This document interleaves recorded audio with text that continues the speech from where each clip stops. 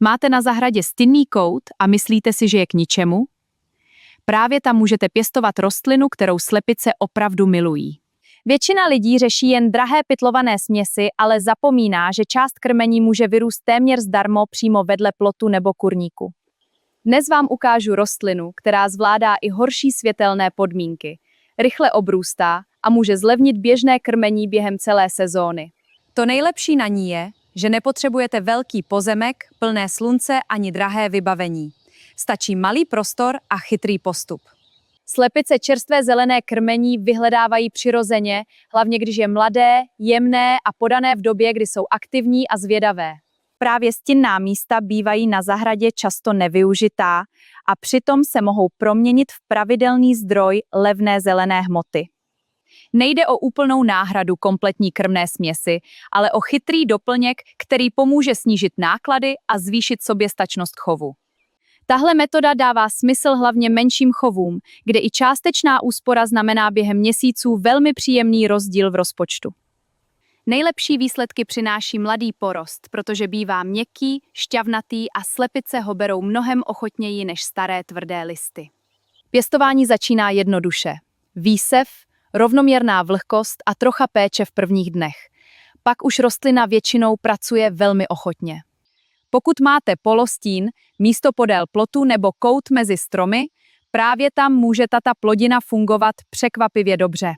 Velkou chybou je čekat příliš dlouho se sklizní.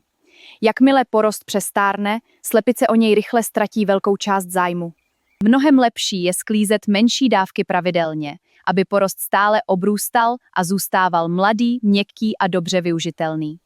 Když si rozdělíte plochu na dvě menší části, můžete je střídat a udržet stabilní zdroj zeleného krmení mnohem déle.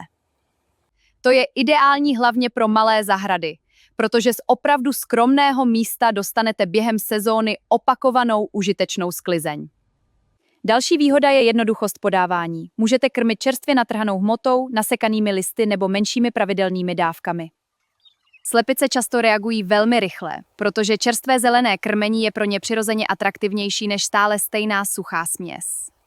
Kromě úspory peněz získáte i větší kontrolu nad tím, co slepicím dáváte, jak je to čerstvé a odkud to pochází.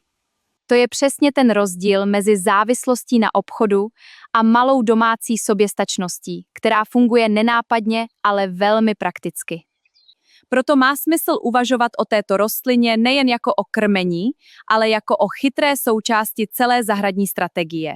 Pokud máte jen pár slepic, i malá plocha vám může stačit na pravidelné doplňování zelené složky bez velkých nákladů.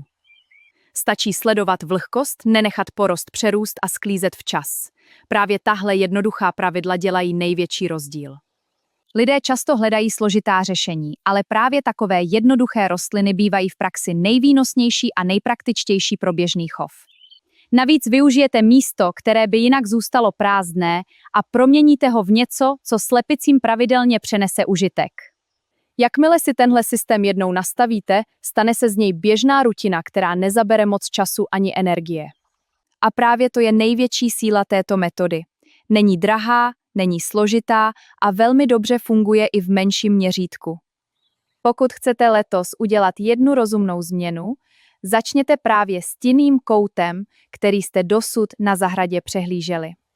Možná budete překvapeni, kolik zelené hmoty dokáže takové místo vyprodukovat, když ho využijete správným a pravidelným způsobem. Jestli chcete levnější a chytřejší chov slepic, tahle stín snášející rostlina je jeden z nejlepších malých kroků, který můžete udělat.